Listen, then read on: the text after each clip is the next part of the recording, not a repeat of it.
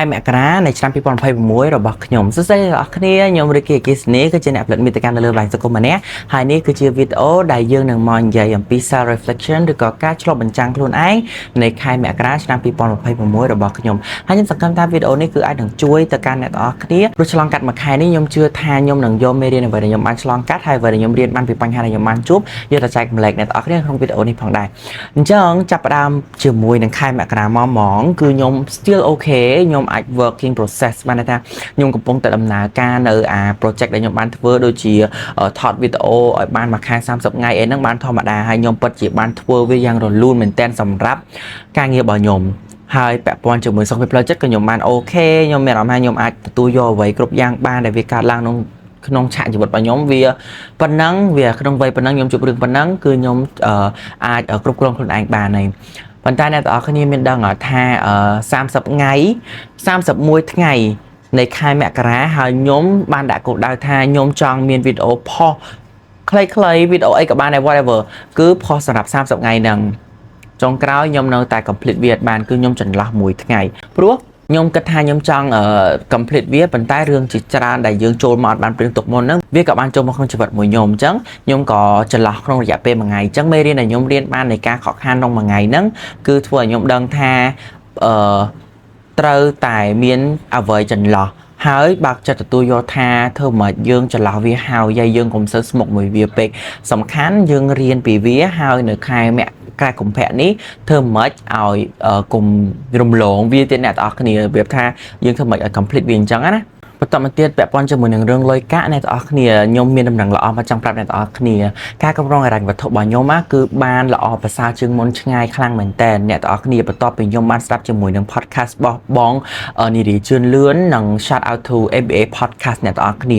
វាគឺពិតជាជួយច្រើនមែនតើពាក់ព័ន្ធជាមួយនឹងការគ្រប់គ្រងហិរញ្ញវត្ថុរបស់យើងឲ្យមានសេរីភាពនិងមានស្ថិរភាពអ្នកទាំងអស់គ្នាខ្ញុំនឹកស្មានដល់លេណាថាពីមុនខ្ញុំចាយលុយអស់ច្រើនខ្លាំងមែនតើព្រោះយើងអត់ចេះគ្រប់គ្រងវាឲ្យបានត្រឹមត្រូវប៉ុន្តែក្រោយពីបានស្ដាប់ podcast ដែលខ្ញុំបាននិយាយនៅខាងលើហ្នឹងមកខ្ញុំបែរជាបានផ្លាស់ប្ដូរនៅការចាយវារបស់ខ្ញុំហើយថែមទាំងចេះទុកដាក់លុយដែលខ្ញុំចាយហ្នឹងបានល្អប្រសើរជាងមុនទៀតគឺក្បួន50 30និង20បានន័យថាចំនួនដែលខ្ញុំទទួលបានគឺខ្ញុំដកត្រឹមតែ 20% ដើម្បីចាយរបស់ដែលខ្លួនឯងចង់បានលក់អារម្មណ៍របស់ខ្លួនឯងបានន័យថាអារម្មណ៍របស់ខ្ញុំវាតែងតែចង់បាននេះបាននោះដើម្បីឲ្យ dopamine នៅក្នុងខ្លួនរបស់ខ្ញុំកើនឡើងហ្នឹងគឺខ្ញុំដកត្រឹមតែ 20% 30% ទៀតគឺខ្ញុំដកទៅលើ emergency fund អ្នកទាំងអស់គ្នាគឺជាលុយដែលយើងទុកប្រើនៅពេលបន្ទាន់បាយកង់ម៉ូតូខូចត្រូវខូចភ្លើងដូរភ្លើង green screen របស់ខ្ញុំដាច់ហើយ 50% គឺខ្ញុំដកទៅលើរបស់ដែលចាំបាច់ដូចជាថ្លៃដែលត្រូវបង់បន្ទប់ជួលថ្លៃទឹកថ្លៃភ្លើងហើយនឹងអង្គlike whatever like អង្គមហូបអាហារបន្លែដែលយើងត្រូវទិញមក store ក្នុងទូទឹកកករបស់យើងទឹកដោះគោទឹកផឹកអាហ្នឹងគឺជារបស់ដែលខ្ញុំដកទៅលើត្រូវការក្បួននេះគឺខ្ញុំរៀនបានមកពី podcast នេះជឿនលឿនដែលគាត់ក្នុងអេពីសូតណាបាត់ដែលខ្ញុំភ្លេចបាត់អ្នកនរគ្នាហើយនឹង ABA podcast ពេលដែលយើងស្ដាប់ទាំងអស់ហ្នឹងហើយយើងចាប់ដើមគ្រប់គ្រងហិរញ្ញវត្ថុរបស់ខ្ញុំបានល្អខ្លាំងមែនតើហ្នឹងគឺជាជោគជ័យមួយដែលខ្ញុំមានអារម្មណ៍ថាវាជាជោគជ័យរបស់ខ្ញុំហើយព្រោះអីខ្ញុំអាចគ្រប់គ្រងលុយខ្ញុំយល់ថាតើចរន្តលុយនេះរបស់ខ្ញុំហ្នឹងត្រូវឆ្លងកាត់តាណាបានត្រូវធ្វើបែបម៉េចដើម្បីឲ្យវានឹងថឹងព្រោះបើយើងអត់ចេះគ្រប់គ្រងលុយទេអ្នកនរគ្នាដោយគាត់និយាយចឹងគឺយើងចង់មានលុយប្រាក់ខែមួយខែ$10000ក៏យើងអាចទុកលុយនឹងសល់បានដែរវានឹងទៅឲ្យព្រោះយើងអត់ចេះគ្រប់គ្រងវាបានល្អក៏ប៉ុន្តែមិនខ្ញុំអនុវត្តបានមួយខែនេះទៅខ្ញុំស្រាប់តែធ្វើវាបានរហូតដល់សល់លុយរាប់ម៉ឺនអត់ទេគ្រាន់តែខ្ញុំមានអារម្មណ៍ថាខ្ញុំមានលុយខ្លះនៅចុងខែដោយអត់មានអារម្មណ៍ថាដើមខែខ្ញុំបានលុយច្រើនចុងខែខ្ញុំអស់លុយឲ្យលីងទេហើយមួយវិញទៀតពេលដែលខ្ញុំស្ដាប់ podcast ហើយខ្ញុំអត់ព្យាយាមទៅធ្វើរឿងហ្នឹងលឿនពេកគេអ្នកទាំងអស់គ្នាព្រោះពេលដែលយើងគ្រាន់តែស្ដាប់ហើយយើងមានអារម្មណ៍យើងចង់ទៅធ្វើហ្នឹងណាវាបានតែមួយឆាវហើយយើងព្យាយាមរងចាំលទ្ធផលលឿនពេកយើងធ្វើវាយើងចាប់ផ្ដើមធ្វើវាប៉ុន្តែយើងធ្វើវាដោយសន្សឹមហើយប្រាប់អារម្មណ៍ខ្លួនឯងថាខ្ញុំបានចាប់ផ្ដើមវាហើយប៉ុន្តែខ្ញុំមិនចង់ឲ្យវាលឿនពេកទេបានន័យថាអញ្ចឹងវាធ្វើឲ្យខ្លួនយើងទទួលបាននៅការផ្លាស់ប្ដូរមួយដែលសមស្របទៅនឹងបរិបទដែលយើងរស់នៅអញ្ចឹងក្នុងខួរក្បាលរបស់យើងទាំងអារម្មណ៍របស់យើងគឺមានអារម្មណ៍ថាខ្ញុំទទួលយកនឹងការផ្លាស់ប្ដូរព្រោះរាងកាយរបស់យើងនៅពេលដែលយើងផ្លាស់ប្ដូរលឿនពេកវានឹងធ្វើឲ្យយើងឆាប់ហត់ burn out ហើយយើងអត់អាចបន្តជាមួយនឹងគោលដៅដែលយើងបានធ្វើព្រោះវាគិតថារឿងនឹងពិបាកពេករឿងនឹងធំពេកអញ្ចឹងធម្មជាតិមនុស្សយើងវានឹងបង្អាក់យើងធំប៉ុណ្ណឹងហ្មងអ្នកទាំងអស់គ្នាអញ្ចឹង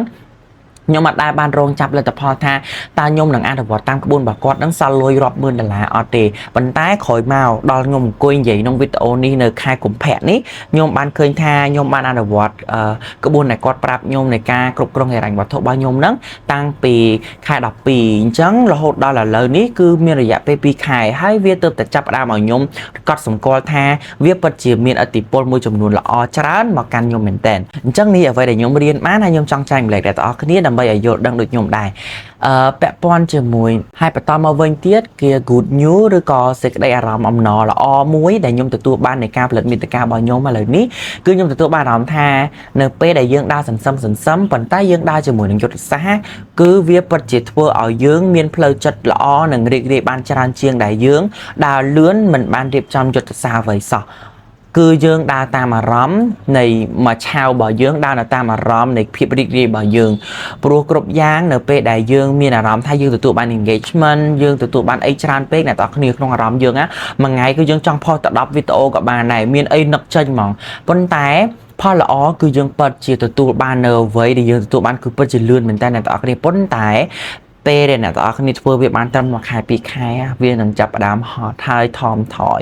ដូច្នេះហើយខ្ញុំចង់ឲ្យអ្នកទាំងអស់គ្នារៀនបានពីមេរៀននេះមួយថា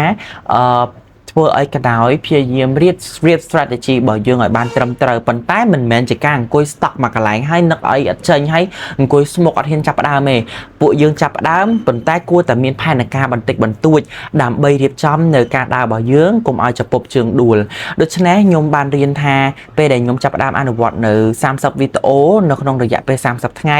គឺខ្ញុំមានអារម្មណ៍ថាខ្ញុំអត់សូវស្លន់ពេកខ្ញុំមានពេលវេលាគ្រប់គ្រាន់សម្រាប់ការគេងខ្ញុំមានពេលវេលាគ្រប់គ្រាន់សម្រាប់សម្រាកខ្ញុំអត់មានអារម្មណ៍ថាស្អែកនេះខ្ញុំទៅផុសអីទៅខ្ញុំដូចជាអត់ទាន់ថតវីដេអូគេនេះខ្ញុំដូចជាអត់ទាន់បានធ្វើអីមួយនេះប៉ុន្តែខ្ញុំទៅជាមានអារម្មណ៍ថាខ្ញុំបានធ្វើវាហើយក៏ខ្ញុំអត់មានអារម្មណ៍ថាល្វើយដែរខ្ញុំពិតជាមានអារម្មណ៍ថាសប្បាយជាមួយនឹងការងារខ្ញុំមែនតើហើយមួយវិញទៀតគឺខ្ញុំពិតជាទទួលបានអារម្មណ៍ថាខ្ញុំបាន like តិចខ្ញុំបាន view តិចប៉ុន្តែខ្ញុំពិតជាមានអារម្មណ៍ថាវាមានស្ថិរភាពហើយខ្ញុំអាចគ្រប់គ្រងផ្លូវចិត្តរបស់ខ្ញុំឲ្យទទួលយកនៅ like share តិចនឹងបានហើយអត់មែនចាំបាច់តតែខ្ញុំផុសឲ្យគេ 10-20k បើខ្ញុំមានអារម្មណ៍ថាសប្បាយចិត្តទេប៉ុន្តែយើងអាចកុហកបានអ្នកនរគ្នាបើសិនជាខ្ញុំទទួលបាន 10-20k ហ្នឹងខ្ញុំក៏សប្បាយចិត្តដែរហើយក៏យើងមិនអាចកុហកបានដែរថានៅពេលដែល client គាត់មកទាវីដេអូយើងហើយគាត់សួរថា engagement យើងល្អឬក៏អត់យើងក៏មិនអាចកុហកបានដែរថាយើងនឹងសប្បាយចិត្តគឺយើងនឹងប្រកាសជាប៉ះពាល់ដូចគ្នាប៉ុន្តែក៏យើងនៅតែមានផ្នែកមួយដែលយើងមានអារម្មណ៍ថាយើងអាចគេហៅថាមិនយើងអាចទទួលយកបានណាថាខ្ញុំអត់សូវ feel sad ពេកទេខ្ញុំអត់សូវមានអារម្មណ៍ថាពិបាកចិត្តពេកទេនៅពេលដែលជួបរឿងទាំងអស់ហ្នឹងគឺខ្ញុំមានអារម្មណ៍ថាខ្ញុំអាចទទួលយកវាបានហើយខ្ញុំអាចនឹងដើរទៅមុខបានទៀតអញ្ចឹងនៅពេលដែលសេចក្តីសុខក្នុងចិត្តយើងឬក៏ផ្លូវចិត្តយើងល្អច្រើនណាស់អ្នកទាំងអស់គ្នាយើងនឹងនឹកឃើញរបស់ដែលច្រើនមែនតើនៅក្នុងខួររបស់យើង creative របស់យើងនឹងនឹកចេញច្រើនខ្លាំងមែនតើអញ្ចឹងត្រឡប់មកវិញសុខភាពផ្លូវចិត្តក្នុងការដើរលើវិថីដែលជាអ្នកផលិតមាតិកាគឺពិតជាសំខាន់មែនតើការកាត់តវីដេអូការនឹកមាតិកាចេញមកថ្មីត្រូវការនឹកឃើញជាមួយនឹងផ្លូវចិត្តដែលល្អបើសិនជានឹកឃើញហើយផ្លូវចិត្តអត់យើងអត់ល្អទេអ្នកទាំងអស់គ្នាគឺយើងនឹងនឹកឲ្យអត់ចង់មានអារម្មណ៍ stock មកមានអារម្មណ៍ថាជាប់គាំងអត់ចង់ធ្វើអីហ្មងហ្នឹងគឺជាបញ្ហាដែលខ្ញុំតែជួបមកតែខ្ញុំអត់បានលើកបាននិយាយខ្ញុំបានលើកនិយាយនៅក្នុងថ្ងៃនេះខ្ញុំមានអារម្មណ៍ថាអូខេខ្ញុំសង្ឃឹមថាវាបានជួយទៅកាន់អ្នកទាំងអស់គ្នាហើយរៀនអ្វីបានពីវាហើយ